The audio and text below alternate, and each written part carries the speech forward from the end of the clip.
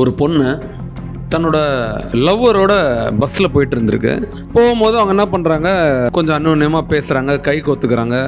ஒரு common bus, ஒரு public பஸ்ஸில் என்ன பண்ண முடியும்? இதை வந்து தூரத்துலேருந்து ஒரு பையன் என்ன பண்ணுறான், தன்னோட மொபைலில் வீடியோ பண்ணுறான். வீடியோ பண்ணிவிட்டு என்ன பண்ணுறான், கொஞ்சம் நேரத்துக்கு அப்புறம் அந்த பையன் வந்து ஒரு ஸ்டாப் வருது, அந்த பையன் இறங்கி போயிடுறான். இந்த பொண்ணு கூடயும் அப்படியே ஃபாலோ பண்ணுறான். இந்த பொண்ணு இறங்குற ஸ்டாப்பில் இறங்கி இந்த பொண்ணு பின்னாடியே கொஞ்சம் தூரம் நடந்து போகிறான்.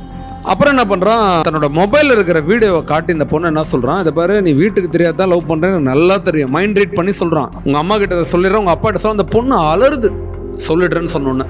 வேணானான்னு கெஞ்சுது. அவன் உடனே என்ன சொல்கிறான், இல்லை நான் காட்டிடுவேன்னு சொல்லி அந்த பொண்ணோட ஃபோன் நம்பர் வாங்கி வச்சுட்டு அந்த பொண்ணை தினம் டார்ச்சர் பண்ணுறான். ஃபோன் பண்ணி நான் சொல்லிடுவேன்னு.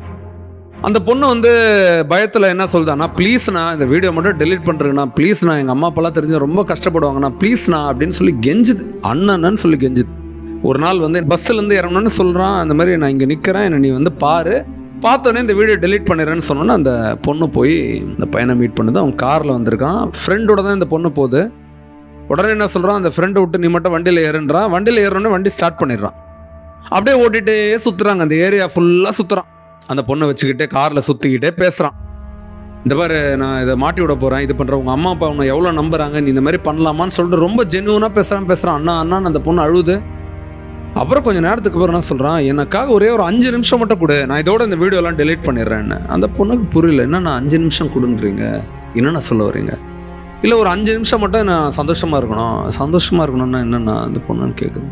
அதுக்கு புரியுது, இருந்தாலும் கேட்குது. உன் பாய் ஃப்ரெண்டு கொடுக்க முடியும், நீ லவ் பண்ணுற பையனை கொடுக்க எனக்கு கொடுக்க முடியாதுன்னு கேட்குறான். எவ்வளோ அசிங்கமான ஒரு தாட் ப்ராசஸில் சில நபர்கள் இருக்கிறாங்க இந்த சொசைட்டிலன்றதுக்காக தான் பேசிகிட்டு இருக்கேன். மோரோவர் இந்த கண்டென்ட்டை ஒரு விழிப்புணர்வாக தான் நான் பேசிகிட்டு இருக்கேன். நிச்சயமாக இது ஒவ்வொரு தங்கச்சிங்களுக்கும் போய் சேரணும்னு ஆசைப்பட்றேன். ஏன்னா நம்ம எல்லாருமே வந்து பெண்களோட இணைஞ்சு இருக்கிற ஒரு சமூகம் தான். நம்ம எல்லாரும் அம்மாவோட இருக்கோம், எல்லாருமே அக்காவோட இருந்திருக்கோம், நம்ம எல்லாருக்குமே ஒரு பாட்டிமா இருந்திருப்பாங்க.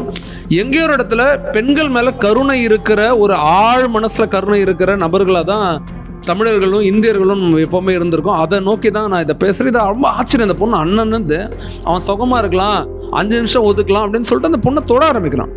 அந்த பொண்ணு ரெக்கார்ட் பண்ணுது, ஆடியோலாம் அப்படியே அவ்வளோ ஹர்ட்டிங்காக இருக்குது. என்ன தான் சொல்லியிருக்கான்னு பார்க்கும்போது அவன் கேட்குறான், என் கூட இரு, யோசிச்சு பாருங்க, ஒரு கருணையே தொலைஞ்சு போச்சுல, அண்ணான்னு சொல்லி எப்படி இந்த மாதிரி இருக்க முடியும்னு சொல்லி மிரட்டுறான். நான் இல்லை சொல்லிடுன்னு சொல்லி இது பண்ணுறான். அந்த பொண்ணு ரொம்ப வெறுத்து போய், ஆனால் நான் செத்துறேன்னு சொல்லுது, ஆனால் நான் சாவு கூட செத்துறேன். ஆனாலும் அவன் என்ன சொல்கிறான், அதை விட்டுறான், அந்த டைலாகை விட்டுட்டு, இது பாரு, நான் ஒன்றும் விட்டு கேட்கல, ஒரு 5 நிமிஷம் மட்டும் சந்தோஷமாக இருப்போன்றான். அதுக்காக தான் நான் கார்லாம் கொண்டு வந்திருக்கேன் அப்படின்றான். அந்த நிமிஷம் வந்து அங்கேருந்து இறங்கி தப்பிக்குது. வீட்டுக்கு போயிட்டு என்ன பண்ணுதுன்னா, இந்த பொண்ணு, நீங்கள் என்ன பண்ணியிருப்பீங்க இந்த இடத்துல, இந்த மாதிரி சுச்சுவேஷன் நீங்கள் இருந்தீங்கன்னா, அம்மாவை பயந்து அப்பாவை பயந்து அவங்க ஃபீல், நான் இப்போயே சொல்கிறேன், அம்மா அப்பா ஃபீல் பண்ணதாலாம் சொல்ல, இந்த பொண்ணு என்ன பண்ணுச்சு, நம்ம சேஃப்டிக்காக நம்ம சொல்லிடலாம்னு சொல்லி எல்லா மேட்டரும் ஒப்பிச்சிருச்சு.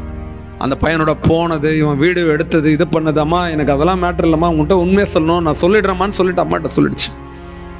அம்மாவும் அப்பாவும் மாமாவும் பெரியப்பாவும் சித்தப்பாவும் ஃப்ரெண்ட்ஸ் எல்லாரும் சேர்ந்து இறங்கி போய் அடின்னு அடிக்கிறாங்க. அவனை அடித்து மூஞ்சு கிஞ்சிலாம் பேத்தோன்னே ஒரு ஹாஸ்பிட்டலில் போய் அட்மிட் ஆகிறாரு. ஹாஸ்பிட்டல் டாக்டர்ஸ் ரொம்ப ஷாக் ஆகி பாருங்க, இது ஏதோ அடித்த மாதிரி இருக்குது, என்னன்னு கேட்கும்போது இவன் மறைக்கிறான். உடனே போலீஸ் கம்ப்ளைண்ட் கொடுத்துட்றாங்க டாக்டரை. போலீஸ் வந்து விசாரிக்குது. அவங்க ஸ்டைலில் விசாரிக்கும் போது தான் இந்த மாதிரி ஒரு பொண்ணை நான் இந்த மாதிரி நடந்துச்சுன்னு சொல்லிட்டு ரொம்ப நாசுக்காக சொல்கிறேன். உடனே அந்த பொண்ணுக்கு ஃபோன் அடித்து கேட்டோன்னே அவங்க அம்மா அப்பா ஒரு ஆடியோ ஷேர் பண்ணுறாங்க. இந்த பொண்ணு காரில் இருக்கும் போது அந்த பையன் செஞ்ச சிலுமிஷங்களை ரெக்கார்ட் பண்ணுது, பதிவு பண்ணுது, கொடுக்குது. ஒரு டெக்னாலஜி எவ்வளோ யூஸ்ஃபுல்லாக இருக்குன்றதே நான் உணர்றேன். ஏன்னா ஒரு ஃபோன் நம்ம நினைக்கிறோம் பசங்களுக்கு கொடுக்கக்கூடாது, கெட்டு போயிடுவாங்க. அதே ஃபோன் நினச்சா நம்மளை காப்பாற்றவும் செய்யணும்னு நான் நினைக்கிறேன். ஒன்று, அதேமாதிரி அந்த பொண்ணு என்ன பண்ணுது, போனோடனே அவங்க அம்மா கிட்ட சொல்லிடுச்சு. அம்மா உடனே எதையும் மறைக்கல, போலீஸ் கிட்ட சொல்கிறாங்க. போலீஸ் சொன்ன உடனே வந்து ஆக்ஷன் எடுக்கிறாங்க, அவனை ஜெயிலில் போடுறாங்க. அவன் அந்த ப்ராசஸில் இருக்கான். இப்போ இந்த பொண்ணு இந்த இடத்துல மட்டும் பயந்து போய் தற்கொலை பண்ணிருந்துச்சுன்னா உயிர் போயிருக்கும். அவங்க அம்மா அப்பா அனாதையாக இருப்பாங்க. காதலிச்சா அந்த பையனும் வேஸ்ட்டாக போயிருப்பான். யாருக்கு லாபம்? யாருக்கும் லாபம் இல்லை, நஷ்டம். இந்த சமூக விரோதி வெளியே தெரியாதே போயிட்டுருப்பான். 1. 2 என்ன அப்படின்னா, இந்த பொண்ணு வந்து வீட்டில் வந்து சொல்லலைன்னா என்ன இருக்கும், தினம் நிம்மதி இல்லாத தூங்கியிருக்கணும், இன்னும் டார்ச்சர் பண்ணியிருப்பான், இன்னும் எக்ஸ்ப்ளாய்ட் பண்ணியிருப்பான், இன்னும் இந்த பொண்ணு மிஸ்யூஸ் பண்ணியிருப்பான். இந்த பொண்ணு சொன்னதால தெளிவு கிடச்சிருச்சு, இந்த பொண்ணு நிம்மதியாக தூங்கும். 2, ஏன்னா ஒரு சோஷியல் கன்ஃபியூஷனில் family plays a huge role. Family மாதிரி ஒரு பாண்டு சப்போர்ட் எதுவுமே இருக்க மாட்டாங்க. இன்ஃபேக்ட் இந்த சர்க்கிள் எல்லாம் தற்கொலை பண்ணவங்க என்னைக்கோ ஒரு இடத்துல குடும்பத்தில் போய் எல்லாத்தையும் பேசியிருந்தாங்கன்னா இத்தனை பேர் அந்த சூதாட்டத்தில் வந்து உயிரை இழந்திருக்க அவசியமே இல்லை. குடும்பத்தோட துணை இருக்கும் போது எந்த இடத்துலையும் நீ மாட்ட ஏதாவது ஒன்று காப்பாற்றி சொல்லி இது பண்ணிவிடுவாங்க.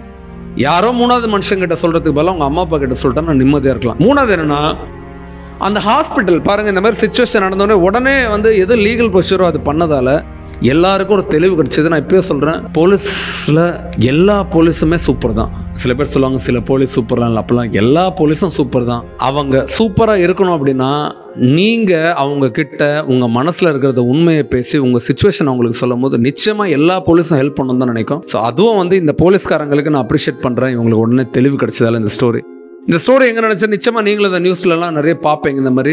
இந்த மாதிரி ஸ்டோரிஸ் நான் சொன்னது ஒரு ரியல் கதை. இதே மாதிரி நிறைய கதைகளை நான் சேனலில் சொல்லியிருக்கேன். ரியாலிட்டி உங்களுக்கு ஹெல்ப் பண்ணுறதுக்கு சொல்லியிருக்கேன். இது எல்லாமே அந்த ஆளை வந்து அவர் கெட்டவர்னு சொல்கிறதுக்காக நான் அதை சொல்ல, அந்த பொண்ணை வந்து லவ் பண்ணது நல்லதும் நான் சொல்ல வரல. நான் ஒன்றே ஒன்று சொல்கிறேன், உன் லைஃப்பில் எப்போ வேணாலும் எந்த சம்பவம் வேணாலும் உன் லைஃப்பில் நடக்கலாம். நீ வந்து எது நடந்தாலும் போய் ஓப்பனாக உங்கள் அம்மா அப்பா கிட்ட பேசுன்ற தெளிவு கொடுக்குறது அதான் எல்லாமே சொல்கிறேன். அதே மாதிரி எல்லா பசங்களுக்கும் சொல்கிறேன், வெறும் செக்ஸ் மட்டுமே வாழ்க்கை இல்லை.